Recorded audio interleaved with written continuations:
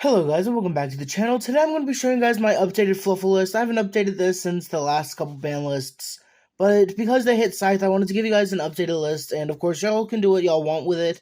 This is just kind of what I did to change it, but let's just go ahead and jump on into the main deck. Starting off, of course, we do run 3 copies of Fluffal Dog. Fluffal Dog has the ability that when it's summoned, you can search for any Fluffal or an Agent Sabers and add that card to your hand.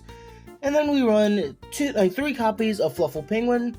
Fluffal Penguin has the effect of if this card is normal summoned, you can special summon 1 Fluffal from your hand to your side of the field, so this just allows you to be able to get more monsters out onto the field. And this card also has a really good effect in the form of if you use this card as a fusion material to fusion summon for a Frightful monster, you can then draw 2 cards and then discard 1 card, which is just really powerful, just to be able to dig through your deck and get some cards you need, as well as putting cards in your grave that you don't need.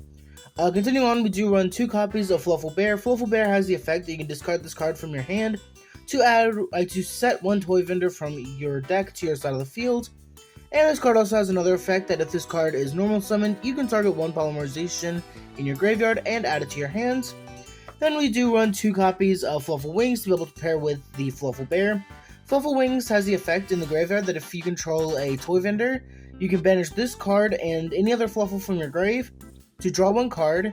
Then you can destroy the toy vendor to draw another card, which is just really good because this card allows you to pretty much +3, because when you destroy toy vendor, you can search for a Fluffal or an Agent Sabers, so that's just really powerful.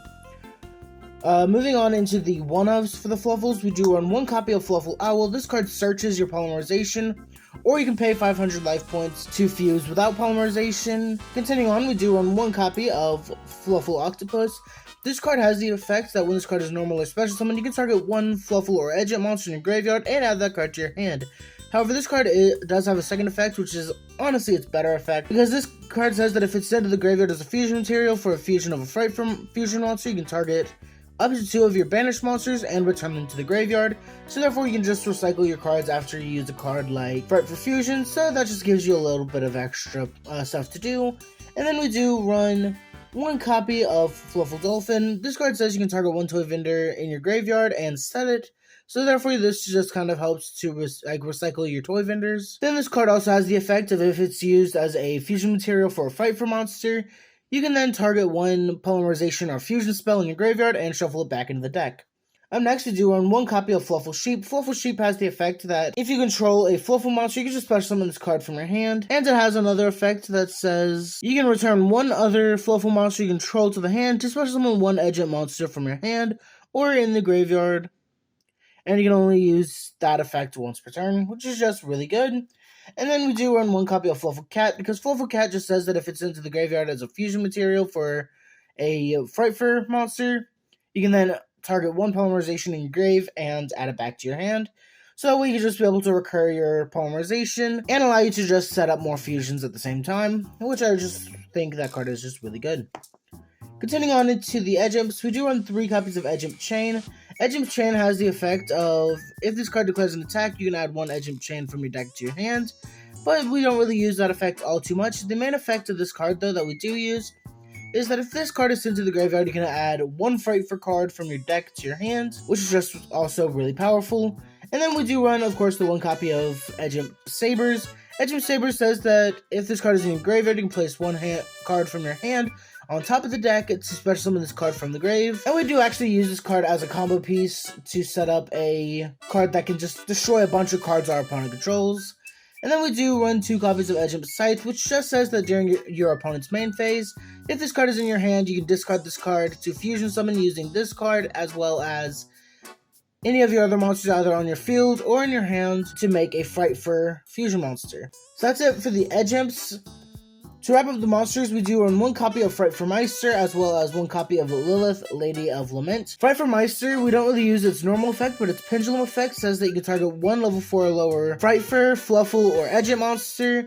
Then you can tribute that monster to special summon 1 Fiend from the deck with the same level, so therefore you use this card to be able to tribute your Sabers to special summon Lilith. And then Lilith's effect is you can tribute 1 Fiend monster you control, 1 Dark monster you control, to then reveal 3 normal traps from your deck, and your opponent picks 1 and adds them to your hand. So we'll show you what that's for in just a moment. Moving on to the spells, of course we do run 3 copies of Toy Vendor. Toy Vendor has 2 effects. The first effect is you can discard 1 card, and then you can draw 1 card, and you reveal it to your opponent. And if it's a Fluffal monster, you can special summon any monster from your hand. And this card also has another effect of if this card is sent to the graveyard, you can add 1 Fluffal or Edge Sabers from your deck to your hand. So therefore this card is just, when it's sent to the grave, just rotas any of your cards that you need. And to pair with that, we actually do run 3 copies of Foolish Burial Goods, just to be able to send Toy Vendor from the deck to search out any of your Fluffal or your Edge Sabers, which is just really, really good. And if you're not running Foolish Burial Goods, then you're playing the deck wrong. Continuing on, we do run, of course, 3 copies of Fright for Patchwork. Fright for Patchwork has the effect of you can add 1 Edge monster and 1 Polymerization from your deck to your hand, and you only activate this once per turn. This is literally just a free +1 in the deck that just gets you a bunch of really good stuff that you need for your plays. And then moving on into the fusion spells, of course, we run 3 copies of Polymerization and 1 copy of Fright for Fusion. Fright for Fusion has the effect of you can fusion summon using monsters in your graveyard by banishing the materials to be able to fusion summon. Then to wrap up the spells, we do run 1 copy of Fright for Repair. Not many people play this card, but I actually really like this card because it allows you to target 1 Fright for Fusion monster in your graveyard, return it to the extra deck, and then you can special summon 1 Fluffal or Etch monster from your graveyard. So therefore this card just allows you to be able to Monster Reborn a card by putting back one of your used up fusion monsters. Now this card also has a secondary effect that says you can banish this card from your graveyard, special summon 1 Fluffal or Etch monster from your hands. So therefore this can just also allow you to get other cards from your hand onto the field for pretty much free. You can only use 1 effect per turn and only once that turn, but even then that's still really powerful. And for the traps that we run to be able to pair with our copy of Lilith is 3 copies of Necrofusion. Necrofusion just says that you can fuse by using monsters in the graveyard by banishing them, and it's pretty much the same thing as Fluffal Fusion. However, because it's a trap, you can use it on your opponent's turn, which you can pair with your copy of Fright for Tiger, just to be able to pop a bunch of monsters on the field all at once. But that's going to be it for the main deck. Let's quickly move on into the extra deck. For the extra deck, we run a couple 2-ofs. We do run 2 copies of Fright for Sabretooth. Fright for Sabretooth's materials are 1 Fright for Fusion monster and 1 or more Fluffal or Edge monster. This card says that when this card is fusion summoned, you can target 1 Fright for monster in your graveyard, special summon it. The other effect of this card says that all Fright for monsters you control gain 400 attack. Then this card also says that if this card was fusion summoned by using 3 or more materials, this card cannot be destroyed by battle or by card effects, so practically you can just make this into a towers. But the main card that we want to fuse into this with is actually our copy of Fright for Kraken. Fright for Kraken has a couple really good effects. The first effect is this card can attack twice, but it also has an effect where you can target 1 card on the field and destroy it. However, if you do, this card cannot attack, so therefore you want to be able to summon this, pop a card, and then summon out your Sabretooth to bring back out your copy of Kraken. And if you actually have your Fluffal Cat in hand when you're doing all this, you can actually end on Kraken and 2 Sabretooths, all by using the Kraken and any other Fluffal monster. So therefore you can technically pop 2 cards, still have this card on field, and attack twice because it won't remember that it used its effect because it was summoned back from the graveyard. Then to wrap up the 2-ofs, we do of course run 2 copies of Fright for Tiger. Fright for Tiger's requirements are 1 Edge Sabers and 1 Fluffal monster, and I did forget to mention Fright for Kraken's materials are 1 Edge monster and 1 Fluffal monster. But Fright for Tiger has a couple good effects as well. This one says that when this card is fusion summoned, you can target cards on the field up to the amount of fusion materials sent to the graveyard to fuse into this monster and destroy those cards. This card also says all Fright for monsters you control gain 300 attack for each Fluffal or Fright for monster you control. So therefore, with having Tiger and a couple of these other cards, you can actually OTK pretty easily. One thing I noticed is that with Kraken and Sabretooth, this is actually game right here because this becomes 26 right here. This becomes 28. Kraken can attack twice, as I mentioned before, and therefore this just equals 8,000 exact. But of course, if you can go into multiple copies of your Sabretooth to be able to boost up your Kraken as well as pop multiple cards, using Kraken, you should just be able to win pretty easily. This deck is mainly an OTK deck. However, if you want to go first, you can still do some pretty good stuff using the Lilith, Lady of Lament plays, just to be able to get into your Tiger on your opponent's turn and destroy all their cards, which is just really powerful. And then we do run one copy of Frightful Wolf. Frightful Wolf requires one Edge of Sabers and one or more Fluffal monsters, and this card can attack up to the number of fusion materials used for its fusion summon, which is also just really powerful. And then we do run the one copy of Cruel Whale. Cruel Whale honestly is not as good as it used to be because we do not have Artifact Scythe in the format anymore, but this card just says that when it's summoned, you destroy one card on both players' fields. This card actually has a second effect that says, once per turn, quick effect, you can target one fusion monster you control and then send one Fright for card from your deck or extract to the graveyard, except for Fright for Cruel Whale. And if you do that, targeted monster gains attack equal to half of the original attack of the card that was sent, this until the end of the turn, which is just also really powerful. But that's going to wrap it up for the Fright for fusion monsters. Continuing on into the links, we do run one copy of Cross Sheep, just because we want to be able to special summon out one of our level 4 lower monsters by summoning a fusion monster to its zone that this card points to. And then we run one copy of IP Masquerena, which can link on your opponent's turn, just so that we can go into Nightmare Unicorn, just to be able to shuffle one card that they control back into the deck and really hinder them and slow them down. That's going to be it for the links. We only run 3 links, but I don't think you really need to run any more than that. But then we do run one copy of Bahamut Shark. We can make Bahamut Shark by using our Fluffal Penguin as well as our Fluffal Dolphin. So therefore, you can just go into this card, and this card has an effect of once per turn gets attached one Xyz monster from this card to special summon one rank 3 or lower water Xyz monster from your extra deck. This card cannot attack for the rest of this turn.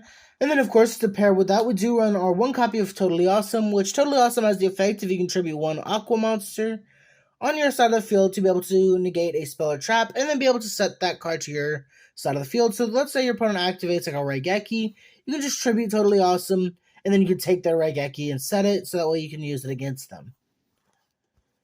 Continuing on, we do run one copy of Time Thief Redoer. I really like Time Thief Redoer because this card literally just allows you to draw as well as be able to put a card that your opponent controls back on top of their deck, just so it can be absorbed by this card, because this card says that once per turn during each standby phase, you can take the top card of your opponent's deck and attach that card to this card as a Xyz material. Continuing on, we do run one copy of number 38, Hope Harbinger Dragon Titanic Galaxy.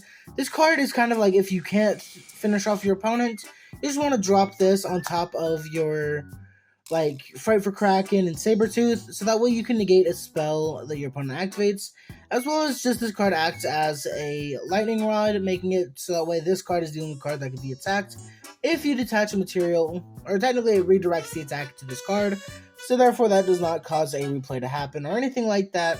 It just changes the attack target to this card.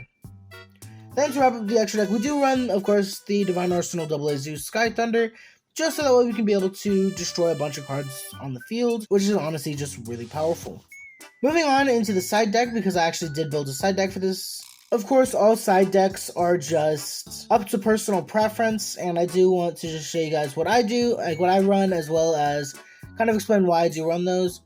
So, I do run 3 copies of Lava Golem. I run this because we have a decent amount of Kashtira players at my locals, and just being able to drop this on top of one of their Shanger Eras, or even their a Rise Heart or Diabolosis, just dropping that on one of those just feels really good. And then of course 3 copies of Nibiru, because one thing I've noticed as well with my locals is that because people play Kashtira, you can kind of bait them into stopping their turn early, either with Nibiru or without it, so I decided it's better to have it than not have it, Also, we do have some hero players, and just dropping a rock on some heroes makes it pretty difficult to actually continue their plays.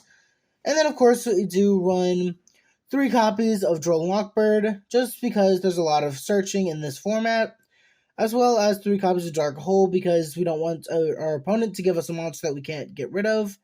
And then we do run 2 copies of Cosmic Cyclone and 1 copy of Harpy's Feather Duster.